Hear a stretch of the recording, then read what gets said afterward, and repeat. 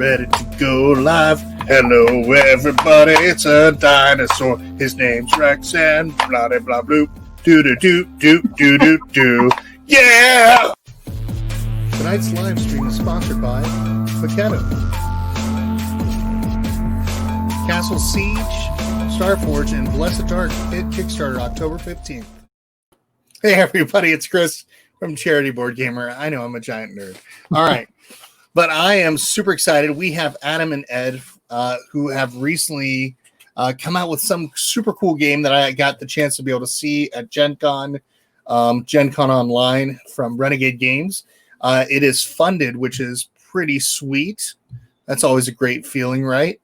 Oh, yeah. It's a good way to Yeah, it's... What is it? I think you're already at 35,000, and your goal was only 5, which that's pretty awesome. Yeah. But yeah. So we have Adam and Ed here tonight. We're going to be talking with you about just anything that you're interested in. I'm also going to go ahead and I'm going to put in the link. Let's see here. I'm going to pop in this link real quick so everybody can actually see where they can go to back the Kickstarter. So I'm going to do that. But while I'm doing that, Adam, Ed, talk about yourselves. Let us know who you are in the board game community. Go ahead, Adam. All right. I'm Adam Buckingham. I designed Embarcadero along with Ed. It's my first published game, so this is kind of a fun experience for me, going through the whole experience of a Kickstarter and publishing. I've done a little bit of work in the industry and some data analysis and financial analysis and things. I'm a financial analyst by trade, so been able to find ways to use that in the community, and that's been kind of fun. But now I'm really excited to be doing the designer thing as well. Yeah, and for me, I've been designing for about 10 years now, just on the side as a hobby thing. I played a lot of games back then, and I thought, this looks fun. Let me give it a try. So I started putting some stuff together, read a ton of blogs about prototyping, designing, how to get into the game, pun intended, of course. And one thing led to another. 2014, my game Scoville came out, which and there it is. Ooh. Yeah. So Nice. Embarcadero will be my second game. And it's been a big pleasure designing with Adam and going through all of this with Renegade. They've been great to work with, and it's just been an awesome experience so far. That's very cool. How did you two meet? We live in the same town, attend the same church, found the same board game group. We were on the softball team together for 10 years, all those sorts of normal things. That's pretty awesome. That's really cool.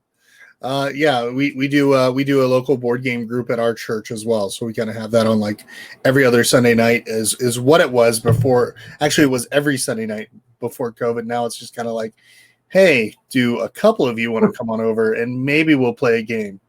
But you can't come over with so many people. So, yeah, first game was called Scoville. Now, who published that one? That was Tasty Minstrel Games. Yeah, TMG.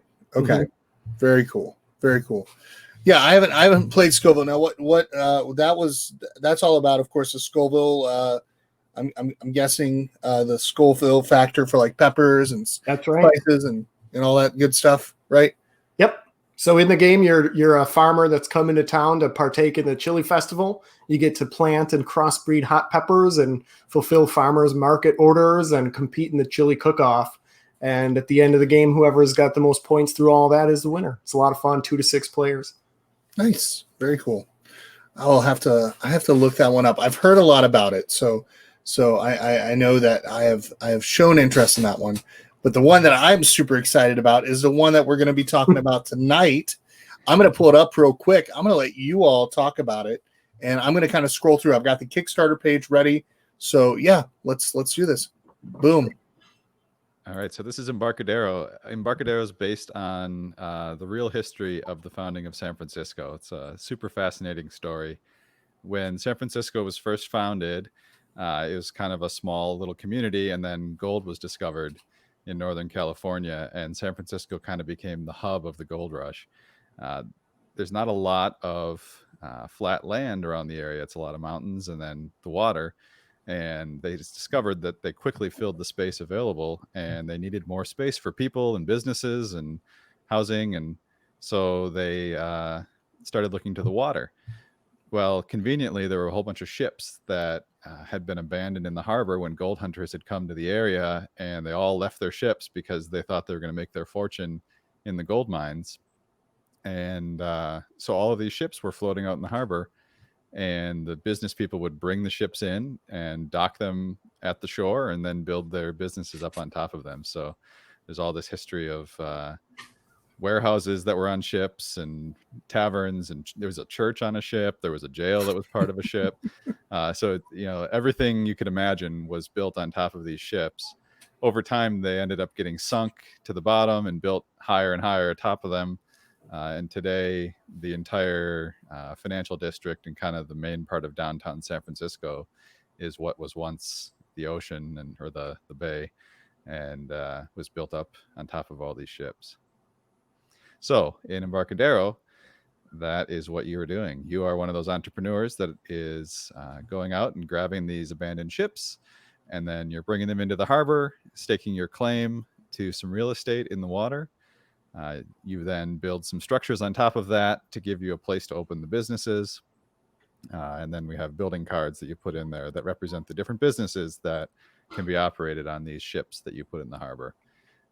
So it's plays over 3 rounds. You have 5 turns each round, and try to make the most of your 15 turns by getting ships and building on them and scoring points. And so that's kind of the quick overview. So this expansion allows for a 5th player. Mm-hmm. So that looks pretty cool. And this is automatically, if somebody goes ahead and backs the Kickstarter, they're immediately going to get a copy of this expansion. So what does the expansion already add to the game? Because I've seen the actual game and I loved it. I loved also the fact that you had Levi Strauss in there and Ghirardelli, and I even joked when you all were doing an interview about including a pair of Levi Strauss jeans.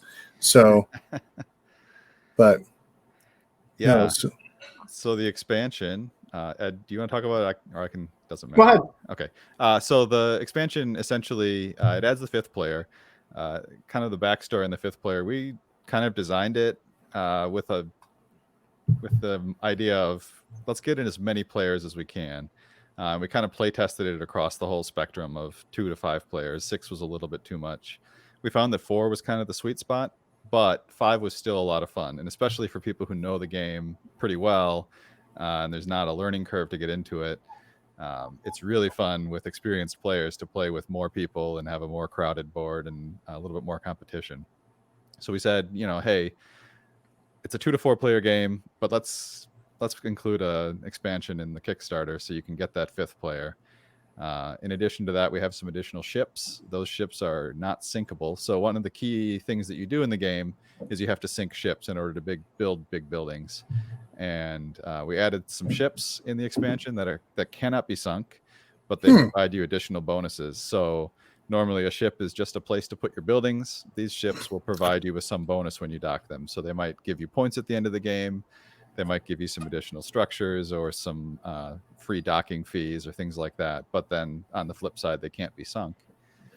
Now, one of the things that I thought was really interesting too is that as you're playing it, you play a card. If you notice, like on the side of these cards, you pay, of course, a cost, and then you, of course, get a certain type of resource from it as well.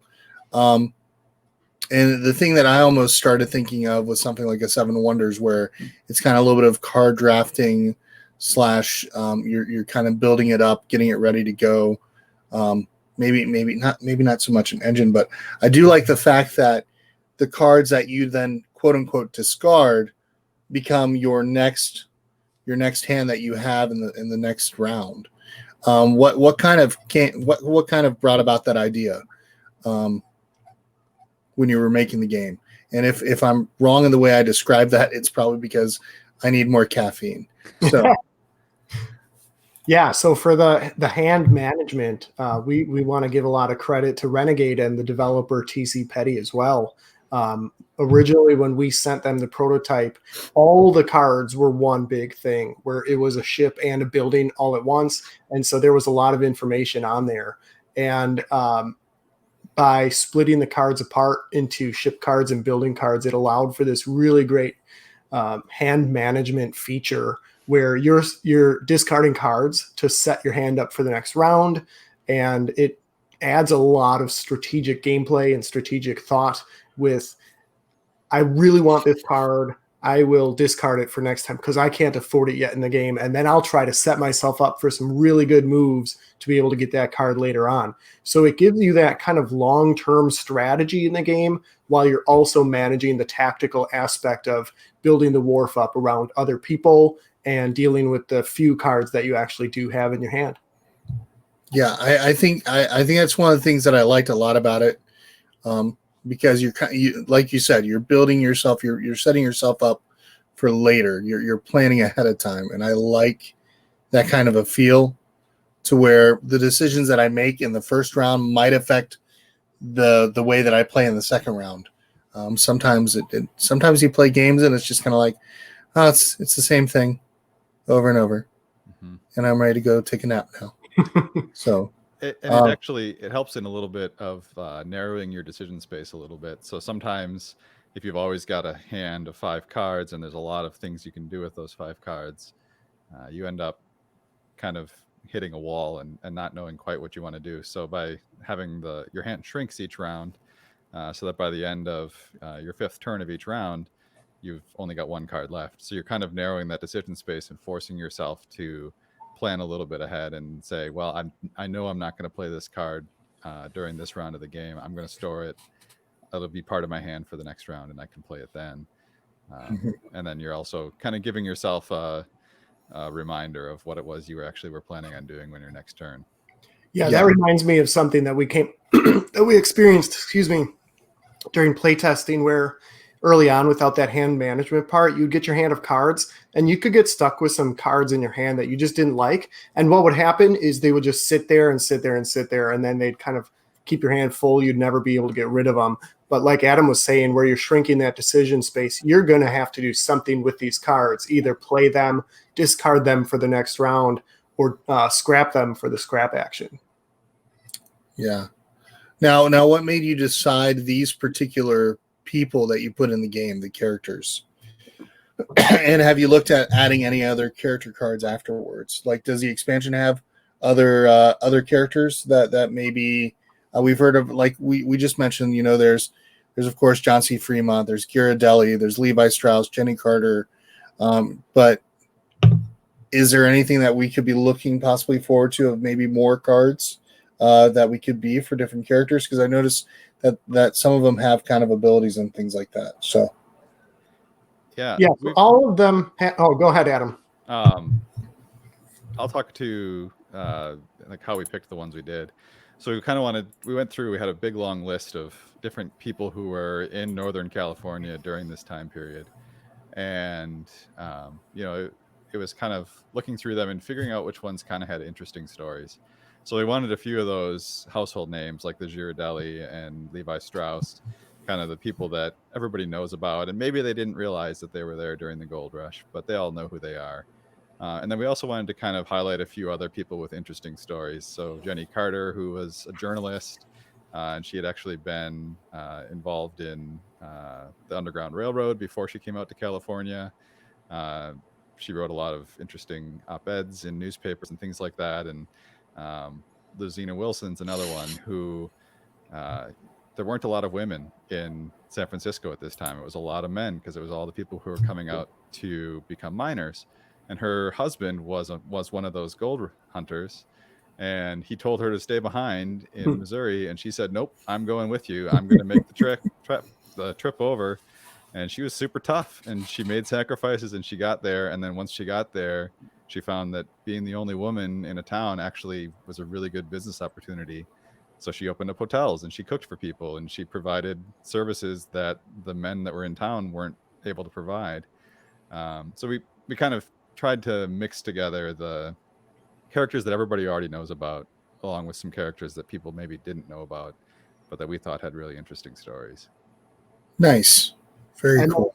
To your other question, we don't have anything particularly in the works, but I want to give a shout out to some of the commenters on the campaign page because they've pointed out several other really interesting characters that we could definitely add for future content. One of them being this guy, Josh Norton, who claimed himself to be the Emperor of California.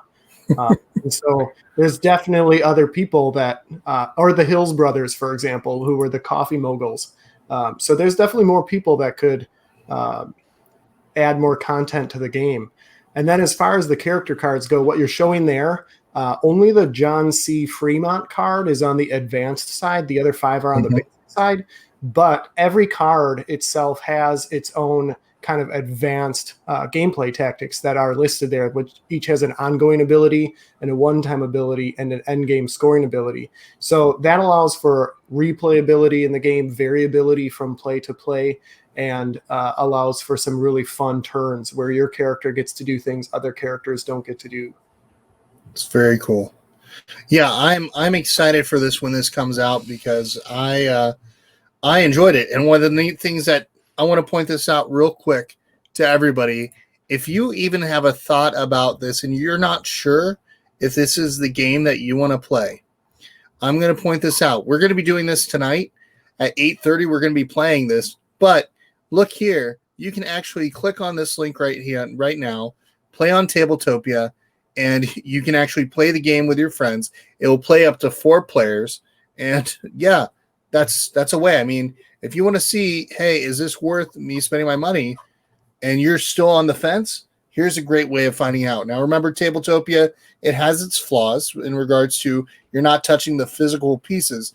But if you've been able to see some of the stuff, like some of the prototype copies, like Tantrum Mouse has been able to see, or Rado has been able to show, then you'll kind of get a great feeling for what the game is. And I know that I am very excited to be getting a copy of it after it finishes Kickstarter when it hits fulfillment. So yeah, this is one that I definitely am excited about.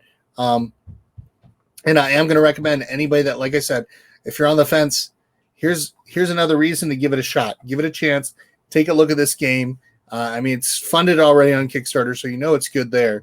And then you can actually play it ahead of time, which I think is a nice little touch. So that's something that you don't always get to do with a Kickstarter. It's like, oh, hey, we've got this Kickstarter. It's coming out. Yeah. We don't have anything other than maybe some pictures and some people playing it physically, but to be able to at least play it virtually, I think that was a very wise decision on Renegade's part to make this available to people that are on the fence or maybe just not sure yet. So it's a great idea. It's kind of funny when they set that up for Gen Con Online, we sort of broke Tabletopia. The way that the buildings and the ships and everything, all the structures stack on top of each other. When we were trying to get that ready, basically Tabletopia told us, well, this isn't really fit within the way that the engine works right now.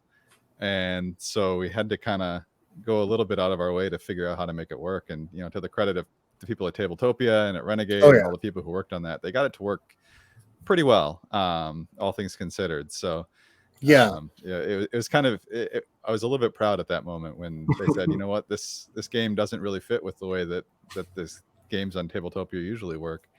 No, because there's that stacking element, right.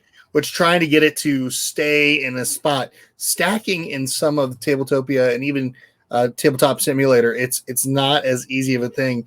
And then trying to click it within a grid can be cumbersome and something along the lines of stressful, I think is probably a good way of describing it. And I know that during Gen Con, I think there was issues on Tabletopia to where some of the tables were like, it was hard to get your tables to work. Yeah. But like you all said, like Mark and the other people from Tabletopia, they did a phenomenal job responding and quickly getting it back up and running.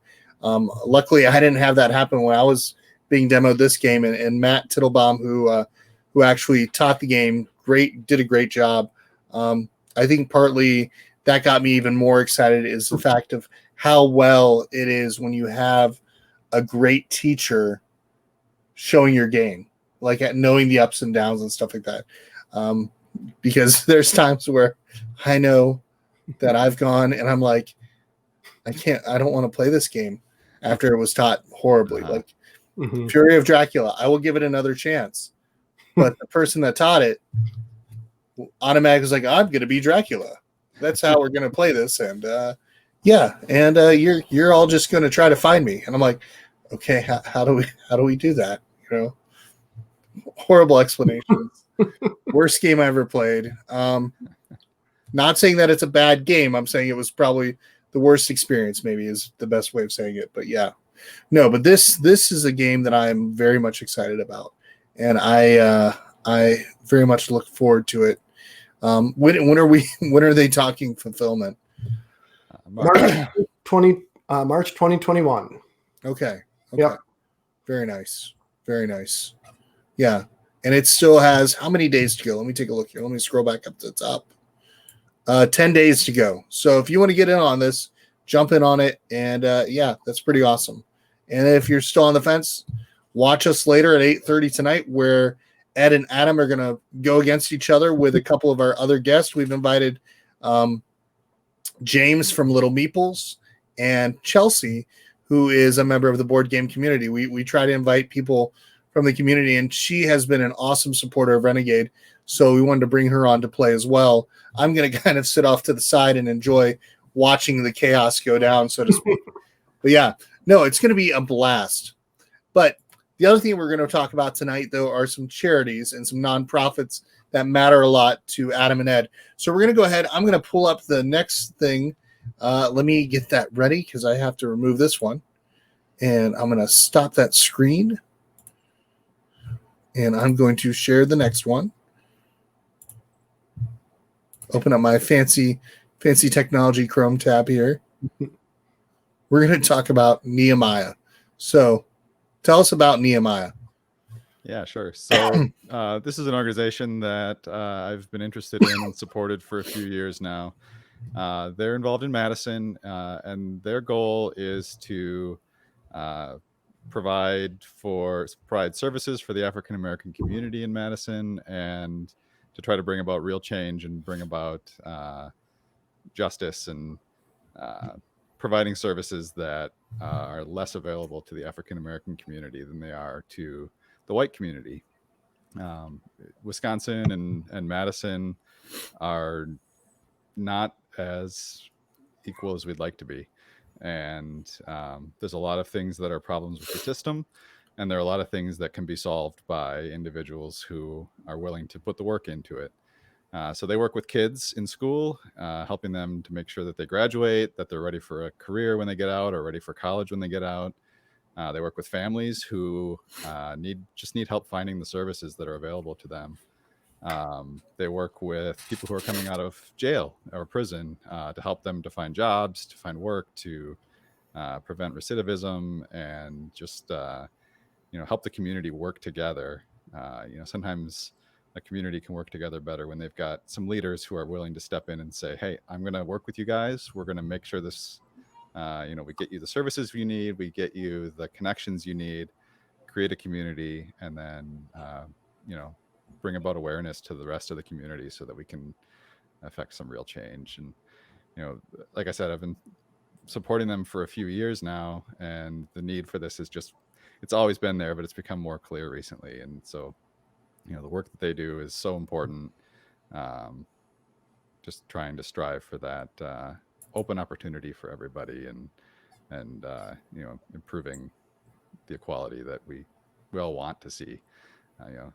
People don't want to see inequality in the world. They don't want to see injustice, but it takes some work to get there.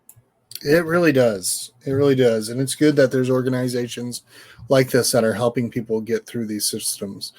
I'm very interested in just seeing a little bit more about the incarceration part, because I think about it, are they working with halfway houses, or what are they kind of doing? Yeah, so they help with providing some housing for people. So most of those people, I think something like 95% of those people are working and helping to pay for their housing, but they're providing some housing for them so that they know that that's not going to be a problem. And then they have some local companies that they work with who have agreed that they're going to help and hire some of these people and work specifically with Nehemiah as kind of an accountability organization. And Nehemiah is saying, we'll bring people to you. We'll make sure that they have the support they need outside of work if you'll provide them with jobs, training, and things like that, just to get people on a path that is sustainable so that they don't find themselves falling back into the patterns that they, it may have been 10 years ago when they were a kid and they did something stupid and they regret it. But if you come out of jail and you don't have that support and you don't have opportunity, then it becomes really easy to fall back into a pattern of crime or, whatever it was that got them in there. And providing jobs, providing housing, providing them with some hope and some support so they don't feel like they're trying to do it all on their own. It goes a long way. I'm just reading through. I'm looking at this vision and distinctives. So it's faith-based, develops leaders, unique staff, community development, serves all people, focuses on strengthening. Nice. Yeah, one of the cool things they do is actually working with African-American entrepreneurs and trying to encourage that. So it can be kind of daunting to start a new business and not knowing, all the things you need to do. You have a good idea for a business, but maybe you don't have the same education that someone else has, that who to contact or whatever. They provide mentors for people. So other African-American entrepreneurs that have been successful will mentor with someone who's trying to start a business and help them to navigate kind of the complicated beginning parts of a business. Once you get going, a lot of times just things go well, but getting started that first year, couple of years can be real hard if you don't have someone that can kind of guide you through that and provide some mentorship. Let's see here.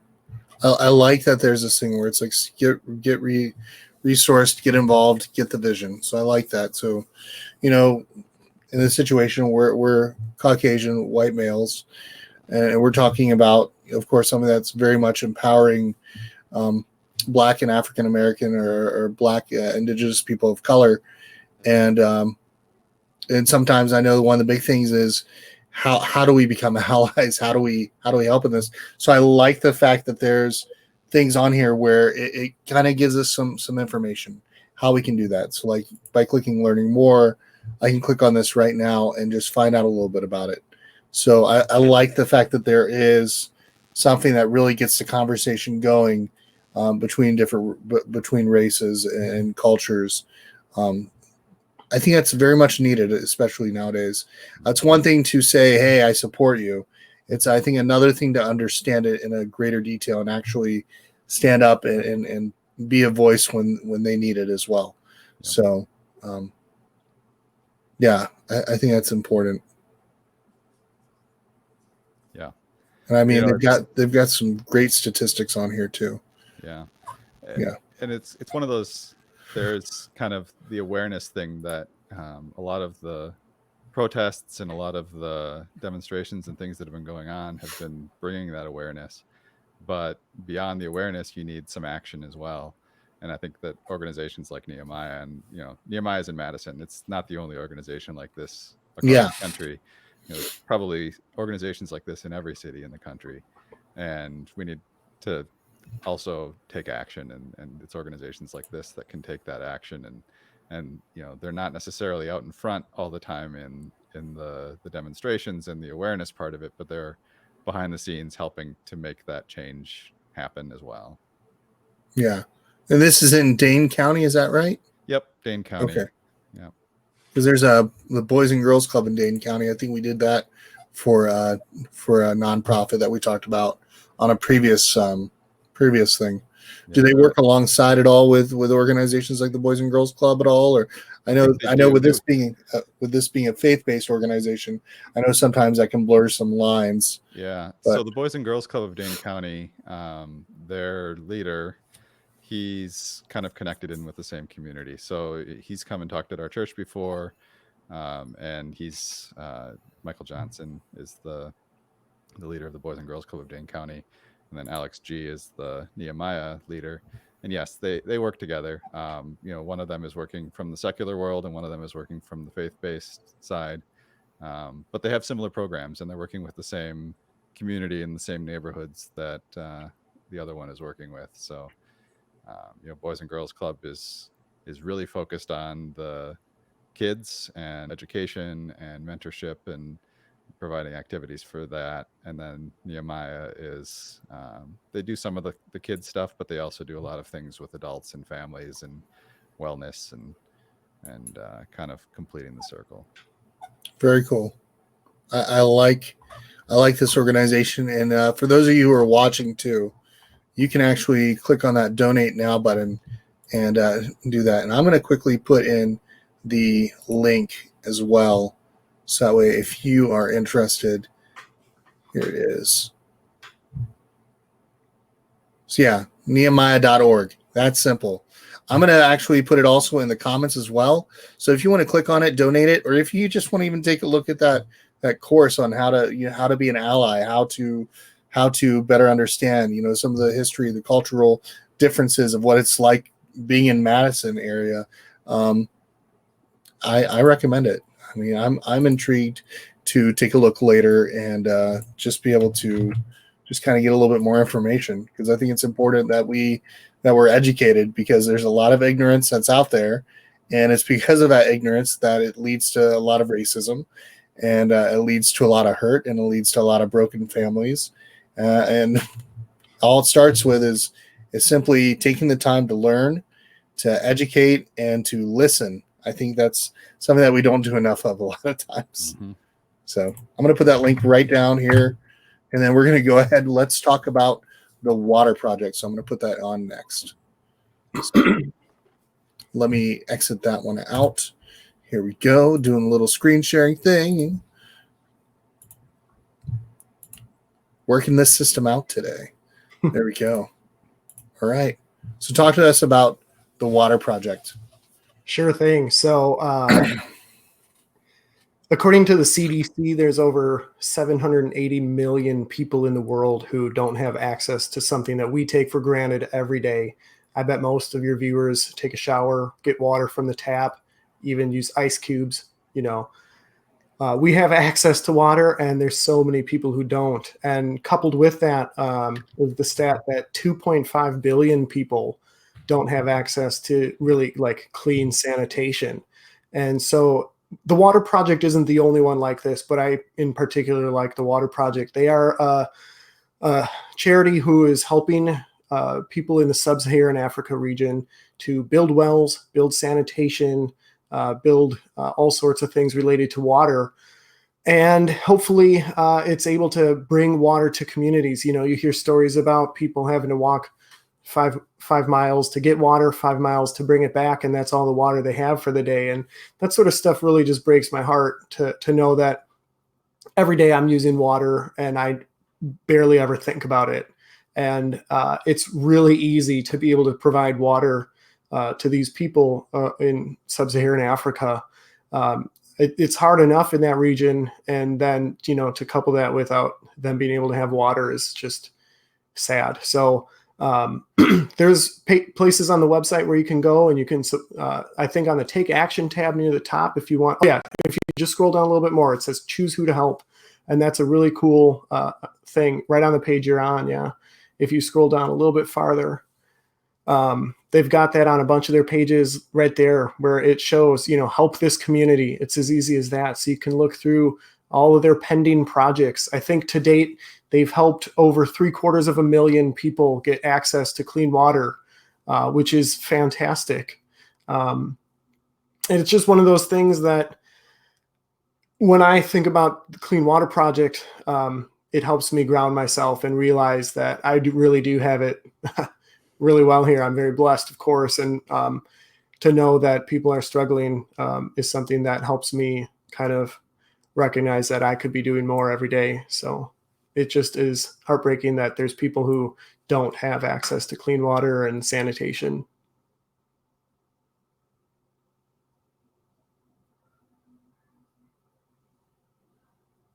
I think you're muted, Chris. Sorry, I muted it because I was typing. But no, I've noticed that, when we're talking about having clean water, a lot of times what people have had to do is they've had to walk like a good period of time just to get water to bring back. Mm-hmm. And that's not something that's very feasible for a family to be able to do that and be able to maintain some sort of living in the conditions that they're in. Right. And so, you know, we take a bottle of water or this glass, Mm-hmm. I mean, for granted so many times. And there's people that are just they need a shower. They need to be able to wash their hands. They need to be able to have some sort of sanitation, but they also need to stay hydrated, and especially in warm conditions, it's a hard situation. Yeah, I mean, completely understand this water project.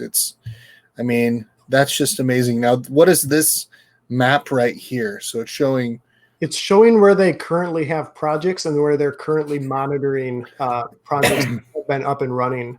And then the status shows that of their projects that they've done, and they're all in sub-Saharan Africa like that. So the Saharan Desert is the big brown part near the top of Africa. And so green, lush countries, you'd think there'd be a prevalence of water, but where those water drops are represent projects that they've either started or are working on or have finished and are monitoring. So you can zoom in on those and you'll see a lot of the places where they're doing some excellent work. Looks like they're doing some in Uganda. Mm-hmm. Okay. Now, what is the little drop that's got the little green dot?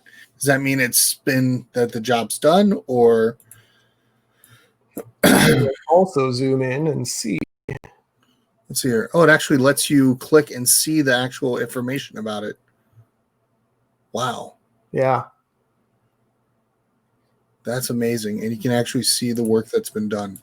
And these are like borehole wells that I'm seeing. So, so that is just. Yeah. So each of those dots or the water drops lets you even just go and click on the full project report. And you can see, you know, what they've done and how they're helping and how many people it impacts and when it started and all those excellent things. It's really, really great. Mm-hmm. All right. And so this one has low to no water or mechanical breakdown. So this actually shows, okay, maybe this one needs some funding. Or it looks like this one's had, let's see here, water flowing needs attention. Okay. Mm-hmm. That is amazing that you can actually look at all these. Functional. Okay. Nice. Yeah. And they they make it really easy to donate. It's just up in the right-hand side. And I think their number is like $68, gives water for two people.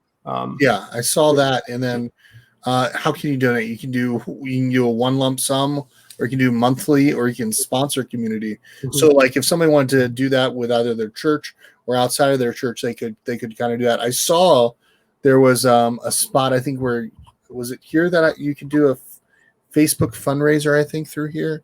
I thought I saw that. Because it looks like there's a mobile app to actually do some stuff. There it is. There's Facebook. So yeah. Yeah, and you can create a campaign as well. If you click the fundraise button up by the donate button, it takes you to create your campaign page, and then you can set stuff up, and that's how, you know, churches or other nonprofits could help out here. That's really cool. That's really cool. I kind of want to click this video right now. Hopefully it doesn't do advertisements, but I'm going to do it because I just want to do it and see. Tell me if you can hear the audio. Nope. Okay. I need to adjust this because I want to hear the audio. I'm going to stop the screen. I'm going to share it again, which will let me do it. So let's see. Share screen. Chrome tab. Share audio. Do. And share.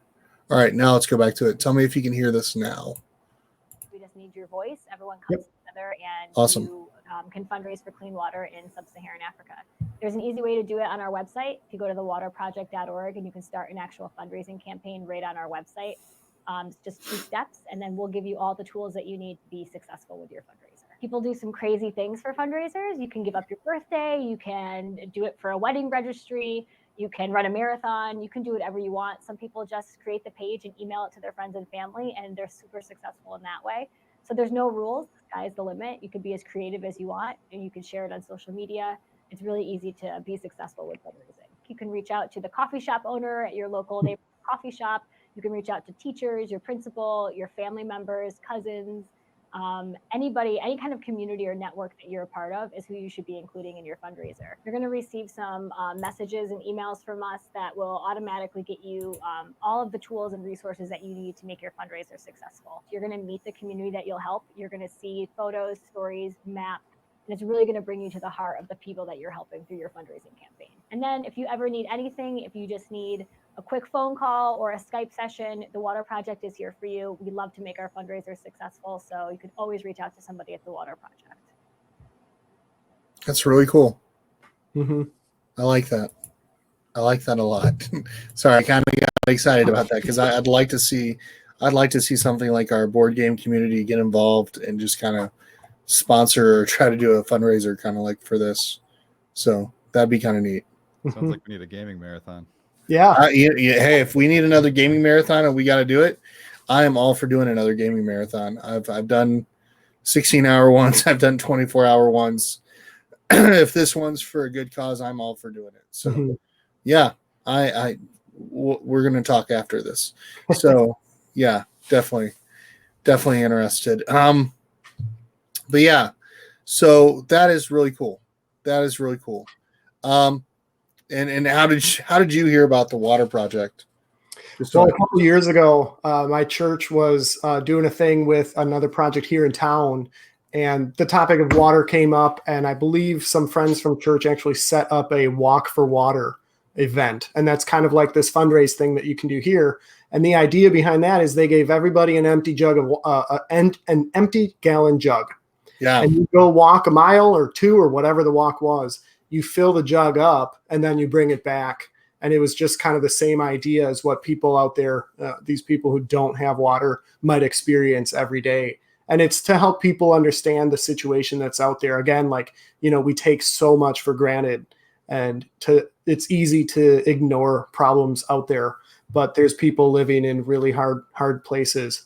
And so that's kind of where I heard about it. And actually, for that event, I helped do the graphic design for their logo for the Madison Well project. Awesome. So that was a lot of fun too. So it's been something on my mind for a long time. And when opportunities like this come up, it's hard to pass it. So. No, I have enjoyed hearing about both of these nonprofits and what they're doing for the community, both in our states and outside of our states. So it's nice to get some perspective about what's going on currently with regards to the empowerment part of Nehemiah. And it's nice to also be able to see how we can also be helping our fellow neighbor that's outside of our country. So, yeah, this is great stuff. I know I'm going to be keeping these pages up and looking at them a lot more later afterwards too. But yeah, this was good. If anybody's in here in the chat right now, if you want to ask any questions, feel free to, whether it be about Embarcadero or if you want to ask questions about either charity, we'd be glad to. So I'm going to open that up for a couple minutes, and while we're waiting for some comments, I'll go ahead and I'll remove this from the screen and I'll make our faces bigger. There we go. I could actually do this and make them really large, but yeah, it's too much. No, take it back quickly. No. So I think it's really cool that you two both met at your local church, and you had already done Scoville, I'm guessing, beforehand. Is that correct? No, we knew each other before Scoville. Yeah. Okay. So Adam, were you play testing? Oh yeah, a lot. Yeah. Poor guy. I actually went with Ed to a Proto Spiel event in Milwaukee when he was getting close to being ready to pitch Scoville.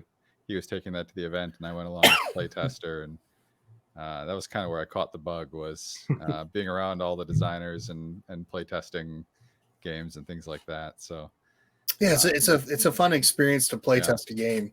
It is. Like what were some of the things that you noticed as you were doing Embarcadero? Like you said that you had the ships and the buildings on the same cards, and then Renegade kind of helped out a little bit with that development. Who was the person again? You said Petty? TC Petty. TC Petty. The third. Yeah. TC Petty the third. All right. Very cool. Very cool. Yeah. But yeah, what were some of the things, like when you were play testing, Were you play testing with people at the church? Play testing with people in your board game group? Kind of what were you all? Who are you all working with the most? Yeah. There's a lot of people in our board game group. We all kind of happen to go to the same church anyway, but it's always pretty easy to get a game to them. There's enough people who are willing to play it. And then there's one friend who's pretty critical, which is great to have as a playtester.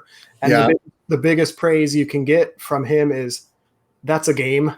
And when he says that, you're in. So it's a good group. Adam, any other comments? Yeah, I mean, so, talking about specifics, one of the really interesting things that came out of playtesting, and give credit to our friends for this, the city council track is something that came out of testing. So that didn't exist originally. And we added it, but then the only way to move up it was certain cards. And our friend we were playing, and kind of everybody was doing their own thing, and everybody had their little area that they were building in, and nobody was interacting. And our friend said, well, what if, building next to somebody would let you move up on the track? We're like, that is so obvious. And so like, why didn't anybody ever think of that before you? But it was amazing, and we tried it out and it just worked. And I'm sure there are dozens of other times when we've gotten suggestions like that you kind of kick yourself because you never thought about it when you're doing the development, and you don't get that until somebody's testing it and someone with a different perspective says, what would be really fun would be if I could do this, or I thought it was way too easy to do this and maybe it needs more challenge, or things like that come out of playtesting that playing by yourself, you never get that. Very cool. It looks like we have a statement real quick. This is Wannabe Kiwi 13, also known as Susie Dancer. Susie has done some stuff with Renegade as a Renegade hero. She says, I can't wait to get Embarcadero. It was an instaback for me. Is that going to become a word in the dictionary one day? Who knows? My friend Chelsea was one of the playtesters, and I'm looking forward to seeing her play tonight. The game looks so fantastic. Well, thank you very much. Here's a question that she has. Congrats on how quickly the game funded. Did you ever expect it to go so quickly? We knew it was special, but you don't always know if other people are going to think it's special. So that's, we play tested it and we've been kind of neck deep in it. And, big credit to Renegade for being able to show people how much fun it is through the whole Kickstarter campaign and all of the videos and things that we've had from the community to show it off. The hardest thing is convincing somebody that a game's going to be fun before they've played it. And in the case of a Kickstarter, before it's even been physically made and available. So, there's always that you're never quite sure if it's going to be something that other people are going to want to play. So it's satisfying when it is. Yeah, for me, I was shocked that it funded so quickly and that people were ready to go on board right away. It's been a really great experience so far, and I'm totally looking forward to the next 10 more days. And then it's going to be a long winter until we get them in March. It's going to feel super long for me. I'm every day going to check my mailbox and see if it's showed up. I have a copy up there. It's the prototype though, so. Mm-hmm. Yeah, you'll was it now? Usually in those situations, like you'll get, of course, your production copy a little bit earlier before the Kickstarter backers and everything like that, and be able to see, okay, hold on with production. Got to fix these couple things in there. Oh, there's some printing things of that nature, or things that happen. But yeah, I really appreciate a company like Renegade. They've done some really neat things working with indie designers and helping them kind of come to light. I cannot stress enough how much I have enjoyed what they've come out with. They've got games like Succulent, which is about succulents. I mean, who would have thought? They've got a game called Cat Tower where you're stacking cats. They've got the Power Rangers, which of course, it's Power Rangers. It's awesome.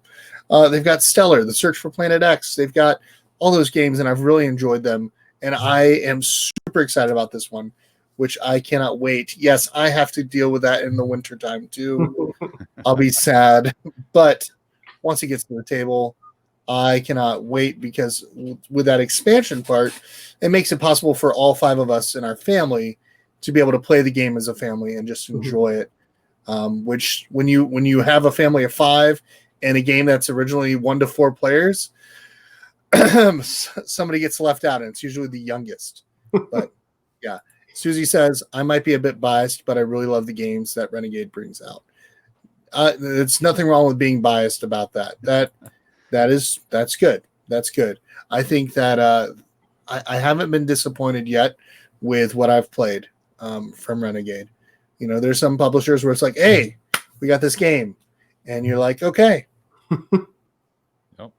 Yep. I'm not doing a review on this. I don't want to. I don't want to be harsh because there comes points where you're just like, And then there's games where you're just kind of like, oh, this is good. This is good. And then there's games that's like, oh my gosh, why wasn't this in my collection years ago? So, I just finally got some games that I'm excited about because I've been wanting to have them on my shelf for the longest time, and now I finally do. And this will be one of my games on my shelf and on my table the day that it comes in the mail. My wife and kids may not be as excited to immediately when I get home. Is the box here? Is the box here? Let's play. We're gonna play right now. No, Daddy, we need to eat dinner. No, let's play now. Let's play now. And then you need to take pictures of your big skylines and the whole harbor that you build up. I know that my kids will probably cut me off as much as they can, and they'll play dirty. But that's my kids. They have this mentality of, okay, we know Daddy's competitive. Let's take him down first. Let's do whatever we can. Doesn't matter what the game is. We could be playing a cooperative game. No, we don't want Daddy to be able to get all these characters. No, you can't. Like, I think we were playing Thanos Rising. It's like, no, I want the Hulk. You can't have him, Daddy. Like, thanks. Yeah. So that's what it is. Thing is then you can just go up. That's true. They stop you from going out. They can't stop you from going up. That is very true. I guess I'll be learning a little bit more about that when it hits March 2021, which I'm very excited about. But if you want to watch us later on in about a little over 30 minutes, we're going to be back on here on Twitch playing the game with Adam and Ed and James from Little Meeples and Chelsea, who is also a Renegade hero. So we're going to have some fun. We're going to play. We're going to see who's the better of the two. Is it Adam or is it Ed? I am curious. I am curious to see who will be the winner. Any guesses? Go ahead and put your hashtags. Who do you think will win? I'm gonna put hashtag real quick. I know this is horrible because you're my guest right now. I'm gonna put a hashtag.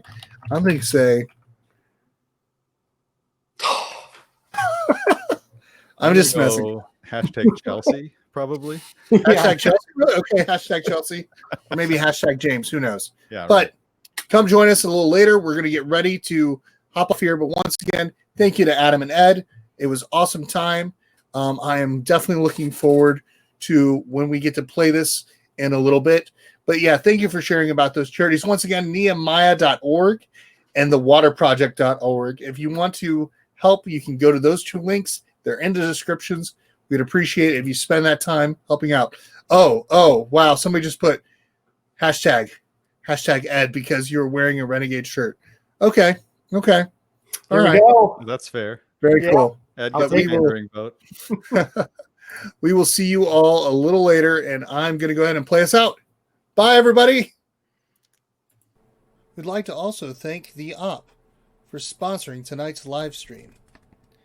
One of our favorite games for them currently is Hues and Cues, which is in stores now.